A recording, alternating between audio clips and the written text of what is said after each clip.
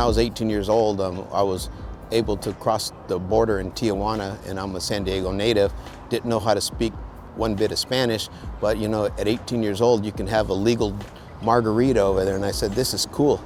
So I went down there and went to the racetrack, and I fell in love with it the first day I went.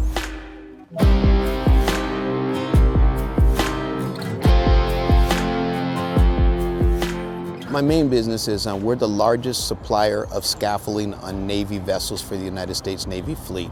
I was the sole owner of it, and a couple years ago I sold the majority interest, 80%. Well, the first company I sold it for only a couple million, about I'd say 20 years ago. And boy, you know, in horse racing they said if you want to make $1 million quick, start with 2. And boy, that came really quick, and next thing I knew, in 4 years I was $1 million in debt.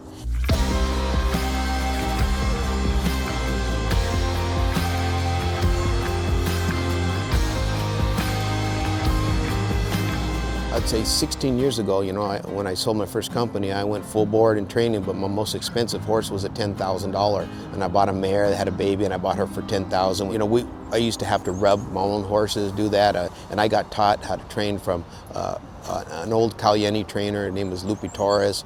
And so I learned that way.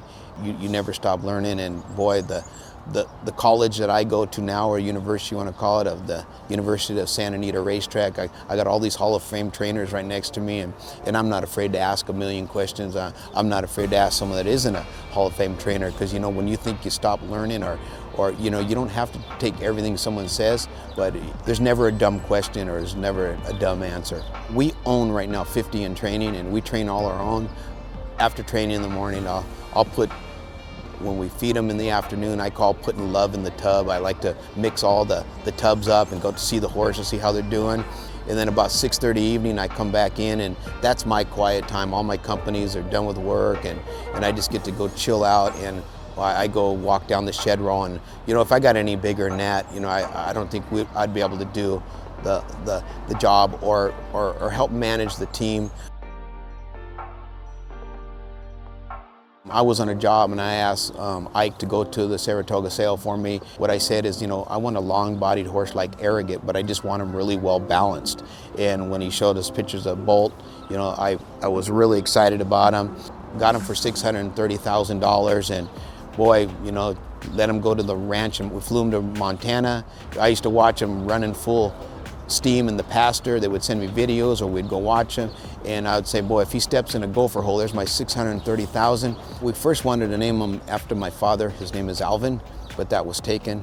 And then my mom is 100% Irish, and so we said, you know, he's a boy, we can't name him Mary Edna. So we said, well, how about the Notorious one, you know, because my mom was tough, and Conor McGregor's really tough, but that name was taken. So I said, I told Ike and Aiden, who's works for me on the ranch, I said, you guys pick the name. They were watching the Olympics, and they said, hey, you know, hey, there's the fastest man in the world. They said, why don't we name Bolt? Hopefully he's the fastest horse in the world. So he got Bolt d'Oro out of that.